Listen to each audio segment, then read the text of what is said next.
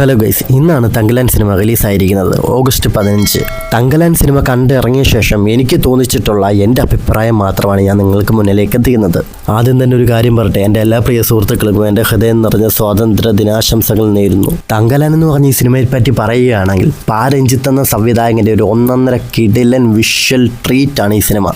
Audio വിഷ്വലിനെ കുറിച്ചൊക്കെ പറയുകയാണെങ്കിൽ അത് ഗംഭീരമായിട്ട് അവർക്ക് ഒരുക്കാൻ സാധിച്ചിട്ടുണ്ട്. തുടക്കം മുതൽ അവസാനം വരെയും ഒരു യഥാർത്ഥ KGF കഥ പറയുന്ന സിനിമയാണെന്ന് തോന്നിപ്പോകും ഈ സിനിമ കണ്ടു കഴിയുമ്പോൾ നമുക്ക്. ചിയാൻ വിക്രത്തിന്റെ അഭിനയത്തിനെ കുറിച്ചൊക്കെ പറയുകയാണെങ്കിൽ ഗംഭീരമായിട്ട് പുള്ളിക്ക് കിട്ടിയ റോള് പുള്ളി കൈകാര്യം ചെയ്തിട്ടുണ്ട്. പുള്ളി വേറെ ലെവലാണ് ഈ സിനിമയ്ക്കകത്ത്. എന്തോ കിടില അഭിനയമാണ് കാഴ്ചവെച്ചിരിക്കുന്നത്. പുള്ളിയുടെ കരിയറിലെ തന്നെ ബെസ്റ്റ് ആക്ടിംഗ് ആണ് ഈ സിനിമയ്ക്കകത്ത് പുള്ളി കാഴ്ചവെച്ചിരിക്കുന്നത്.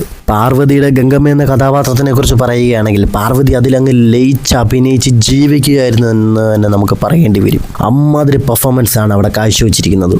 മാളവിക മോഹൻ്റെ ഫൈറ്റ് സീനൊന്നും അത്ര നന്നായിട്ടൊന്നും എനിക്ക് തോന്നിച്ചിട്ടില്ല. അതെടുത്ത് പറയേണ്ട ഒരു കാര്യമാണ്. എന്നിരുന്നാലും അവരുടെ പെർഫോമൻസ് വൈസ് അവർ നല്ല രീതിക്ക് തന്നെ അവർ പെർഫോം ചെയ്തിട്ടുണ്ട്. അവരുടെ ആ ഒരു എഫേർട്ടിന് നമ്മൾ കൈയടിച്ചേ പറ്റൂ.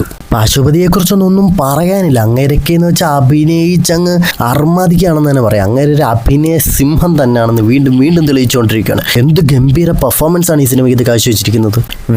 വില്ലനായി വന്ന ആ ഡാനിയലിലോ ആൾ എന്തോ ഗംഭീര പെർഫോമൻസ് ആണ് പുള്ളി കാഴ്ചവെച്ചിരിക്കുന്നത്. ആ സിനിമ തുടക്കം മുതൽ അവസാനം വരെ പുള്ളിക്ക് കൊടുത്തിരിക്കുന്ന റോൾ പുള്ളി ഗംഭീരമാക്കി തീർത്തിട്ടുണ്ട്.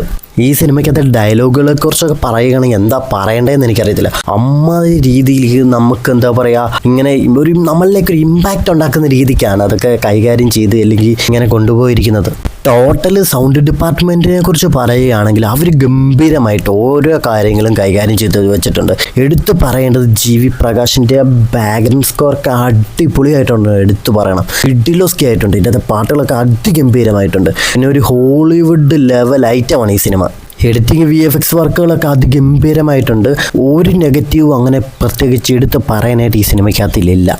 എന്തായാലും ഗൈസ്, നിങ്ങൾക്ക് ഈ വീഡിയോ ഇഷ്ടപ്പെടുവാണെങ്കിൽ നിങ്ങൾ ലൈക്ക് ചെയ്യാനും കമൻറ്റ് ചെയ്യാനും ഷെയർ ചെയ്യാനും മറക്കരുത്.